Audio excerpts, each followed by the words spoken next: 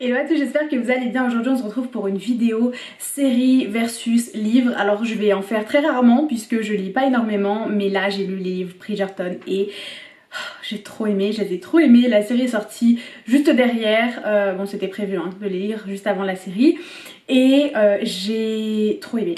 J'ai trop aimé les livres et j'ai trop aimé la série, qui sont deux choses complètement différentes. Donc vous m'entendrez pas trop me plaindre dans cette vidéo. Il y a quand même des choses que j'ai beaucoup aimées et que j'ai pas du tout aimées.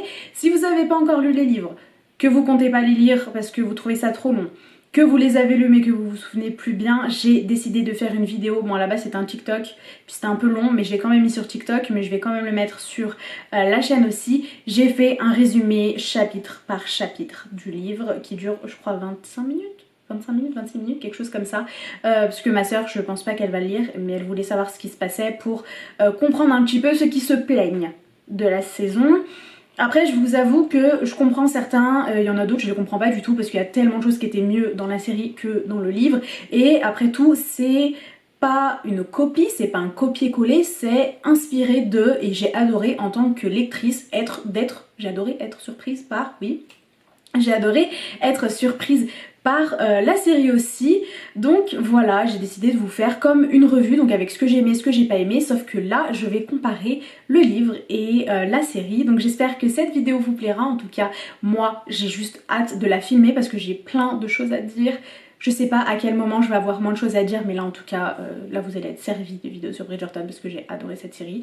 Donc voilà, livre versus série Bridgerton 2, c'est parti. Donc là, si je vous prépare un peu, il y a 8 choses que j'ai aimées contre 4 que j'ai pas aimées. Après, il y a des choses plus ou moins longues, mais voilà, dans ce que j'ai aimé, il y a tout d'abord l'ajout de la culture indienne. J'en ai déjà parlé dans ma revue de la saison 1. L'ajout de la culture indienne, j'ai beaucoup trop aimé. Voilà, plein de petites scènes, l'huile sur les cheveux, les bengalis, comment ça s'appelle? J'allais dire l'espèce de aîné, j'ai oublié comment il s'appelle. Attends, je sais que je l'ai noté quelque part, excusez-moi. Où est-ce que je t'ai noté, toi?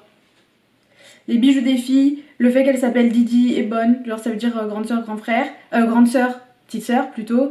Le premier mot de Kate quand elle voit Anthony, ouais, le bain d'huile, le haldi, les bengalis de la mère de Kate. Voilà, j'ai tout cité. Dites-moi si j'ai oublié quelque chose. Ah, la petite chanson aussi indienne, on aime. J'ai trouvé que c'était un ajout vraiment super cool. Ça donnait une personnalité encore plus intéressante, enfin personnellement c'est ce que j'ai trouvé, à Kate. Et j'aime bien encore une fois qu'il y ait de la représentation. Moi ça me gêne pas du tout qu'ils aient changé l'histoire et qu'ils aient mis ça à la place. Oui, ils viennent de Bombay, etc. Ça ajoutait en fait juste quelque chose.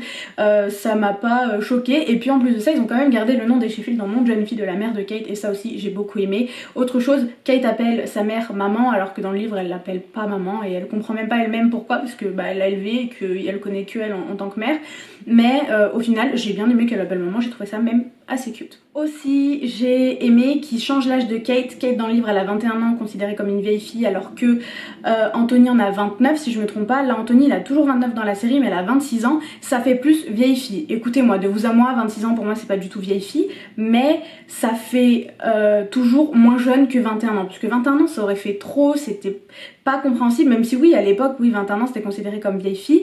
Ils ont ajouté cette petite touche, j'ai envie de dire moderne, de la rendre plus vieille, et j'ai apprécié ça parce que du coup en plus de ça ils n'ont pas tant de différence d'âge avec Anthony, et on voyait qu'elle était beaucoup plus mature, beaucoup plus mûre que sa sœur, et en fait ça faisait vraiment cloche entre guillemets quand on voyait les deux relations, donc Anthony avec Kate qui étaient deux adultes de premier-né, de tout ce que vous voulez, et quand on voyait Anthony avec Edwina, ça faisait vraiment une relation adulte-enfant. Du coup j'ai aimé qu'ils nous mettent une Edwina. Du coup j'ai aimé qu'ils nous mettent une Kate de 26 ans. Troisième chose que j'ai trop aimé, ça a été la petite rencontre dans les bois à cheval. Ça m'a trop rappelé Cendrillon. Cendrillon, le film qui est sorti il y a quelques années avec l'acteur qui joue Robb Stark de Game of Thrones et Lily James. Voilà, petite rencontre à cheval, ils se détestent, voilà, on aime bien. Dans le livre, je vous remets un peu dans le contexte, ils se rencontraient via Colin qui les présentait, ils se met pas dès le départ etc, mais ils se rencontraient dans un bal, et voilà, ils s'évitaient un peu. Mais là, je sais pas, ça rajoute un petit truc dans l'histoire d'amour. Et j'ai trop aimé. Voilà. Autre chose que j'ai trop aimé, ça a été le fait qu'on n'ait pas que des scènes avec Kate et Anthony, ou Kate et quelqu'un d'autre et Anthony et quelqu'un d'autre. Dans le livre on a que ça en fait, puisqu'on se concentre sur l'histoire d'amour, donc sur les deux personnages principaux. Alors que là on avait des histoires rien à voir. Les Featherington j'ai pas aimé, j'en ai déjà parlé, mais on avait quand même Héloïse et Théo, Benjamin et tout ce qui est peinture, Bénédicte et tout ce qui est peinture, etc. On avait quoi encore? On avait Lady Danbury. Lady Danbury, elle a aucune importance dans le livre, alors que là c'est vraiment une sorte de marraine, comme elle était pour Simon, elle a été pour Kate aussi, une sorte de marraine. Et puis le duo, bien évidemment, Lady Danbury et Violet Bridgerton, que j'ai trop aimé, la reine qui n'existe pas dans les livres. Voilà, l'enquête, même l'enquête que je n'ai pas forcément aimée sur Lady Whistledown, ça rajoutait quelque chose. Et voilà, j'ai aimé qu'on ne parle pas que du personnage, enfin des personnages principaux, et qu'on ait une vie des autres personnages, puisqu'après tout on peut pas ne pas les présenter sachant qu'ils vont avoir leur propre saison. Alors là, cette chose, vous allez comprendre, c'est quelque chose qu'initialement j'ai pas aimé, et après quand j'ai compris, j'ai aimé.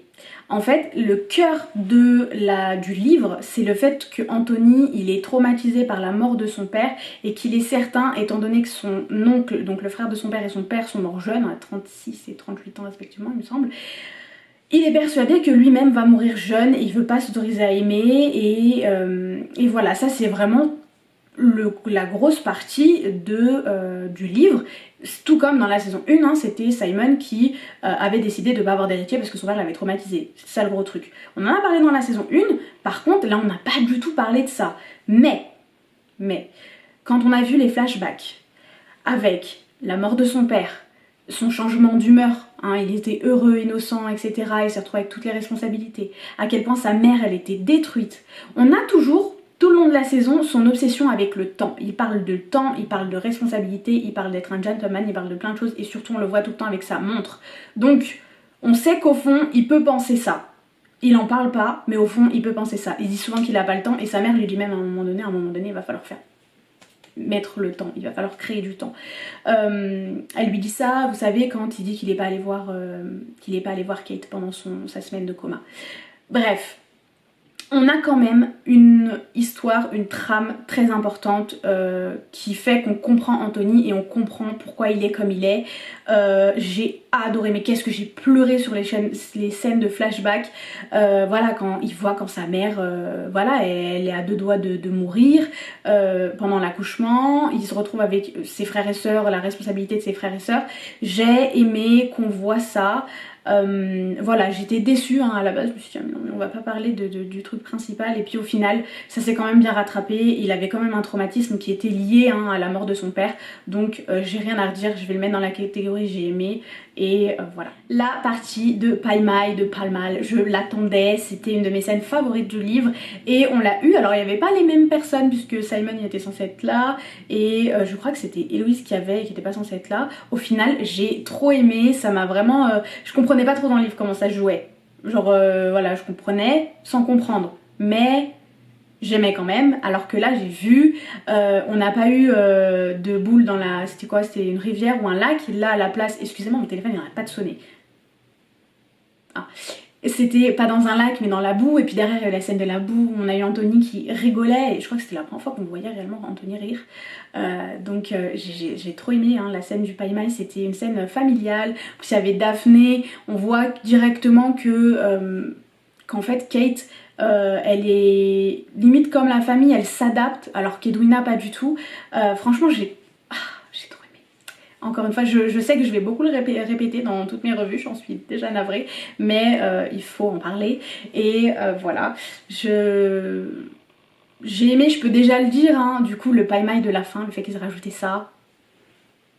Magnifique. Au risque de me répéter par rapport à l'autre revue, les moments familiaux, j'ai adoré, et surtout la scène de l'épisode 7. Je crois que c'est l'épisode 7 où tout le monde danse, où Anthony l'appelle enfin Hyacinthe et Grégory, où tout le monde est heureux pendant 5 minutes, ça dure 5 minutes, mais c'est une scène, je sais pas, ça m'a réchauffé mon cœur, c'était ma scène confort, je sais pas si ça se dit, mais c'était ma scène confort de la saison. incroyable, vraiment franchement les créateurs incroyables. Je suis très contente qu'ils aient mis la scène de l'abeille et je suis très contente, bien qu'à la base j'étais déçue, mais ce n'est plus le cas, je suis très contente qu'elle ne se soit pas finie comme dans le livre, puisque si elle s'était finie comme dans le livre, ils auraient été obligés de se marier, ils auraient été vus par Featherington et leur mère respective, et on aurait eu un peu un Simon et Daphne bis où ils sont obligés de se marier puisqu'ils ont été remarqués dans une situation compromettante, etc. À la place, on a eu une scène quand même avec une abeille, quand même avec un Anthony traumatisé, qui était trop romantique, qui était trop belle, mais qui n'était pas la scène du livre. Et même si vraiment, je l'ai regretté, je sais pas pourquoi on dirait une italienne, même si je l'ai regretté au départ, au final, je me dis que c'est une bonne chose puisque au final, on a quand même eu une demande en mariage magnifique, une demande en mariage pleine d'amour, une demande en mariage qu'on aurait pu ne pas avoir. Et là, pour le coup, je suis contente qu'il l'ait mis dans la série, mais je préfère largement la demande en mariage de la série. Excusez si vous entendez du bruit en fond, je peux pas empêcher ma famille de vivre. Il est actuellement 8h du matin ou 9h du matin et ma mère fait ses cheveux. Bref, j'étais obligée de faire cette petite parenthèse parce que vous allez souvent peut-être entendre du bruit, je suis désolée, mais voilà, je vis pas seule donc faut faire avec.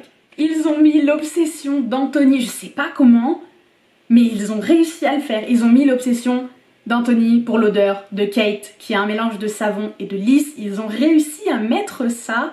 La scène elle est hilarante quand il la sent et que Danbury elle le voit alors qu'ils sont pas censés s'approcher l'un de l'autre et tout. C'était... J'ai trop aimé, je suis trop contente qu'ils aient mis ça. Vous savez, c'est des petits détails qui au final, même si les gros trucs, il y a plein de gros trucs qu'ils ont pas mis, bah ce détail là, le fait qu'ils l'ont mis, bah pour moi ça fait qu'en tant que lectrice j'étais juste trop heureuse. J'ai une confession à faire et là je sais qu'on va peut-être m'engueuler, mais je suis obligée de le dire. J'ai préféré leur premier baiser dans la série et pas dans le livre. Dans le livre j'adorais, mais dans la série c'était... En fait on a attendu tellement longtemps, on a attendu 6 épisodes de tension à se dire ouais c'est bon. Et puis là, en fait, et le fait que ça vienne aussi de Kate et que ça dure autant longtemps et que... Voilà, ils se rendent compte qu'ils peuvent plus nier leurs sentiments, ils répètent une dernière fois que c'est un gentleman parce qu'il veut pas admettre qu'il pense à des choses pas gentlemanesques dans sa tête. Et ben voilà, franchement j'ai encore une fois, voilà, il y a pas les mots. J'ai adoré parce que c'était... Je m'y attendais pas, je me suis dit ça y est, une fois de plus, ils vont presque s'embrasser, etc. Bah non, ils se sont vraiment embrassés, Je suis désolée, c'est quel genre de fangirl ça? C'est quel genre... Mais ça fait longtemps qu'une série ne m'avait pas fait ressentir ça. Vraiment, Las Chicas del Cable, Hell'Jai, j'avais aussi eu la tremblote pour le couple, mais là c'était 8 heures intenses et 8 heures incroyables quoi. L'accident de Kate était prévu, enfin je savais qu'ils allaient... Non je savais pas, c'est pas vrai, j'espérais qu'ils allaient mettre la scène de l'accident final puisqu'il lui faisait sa déclaration de son je t'aime, etc. J'avais envie qu'il fasse une scène du genre du livre, mais la preuve c'est que en fait j'ai préféré celle de la série. Pourquoi j'ai préféré celle de la série? Parce que dans le livre, l'accident de voiture, il y a Edwina, il y a un autre mec, enfin il y a son copain, et il y a Kate, alors que là il y avait que Kate et Anthony, et qu'il y avait de la pluie, il y avait des chevaux, enfin je veux dire c'était trop romantique. L'accident il m'a fait trop de la peine, la réaction d'Anthony on n'en parle même pas. La scène qu'il y a eu derrière avec sa mère où il pleure enfin pour la première fois après la mort de son père, c'était trop important.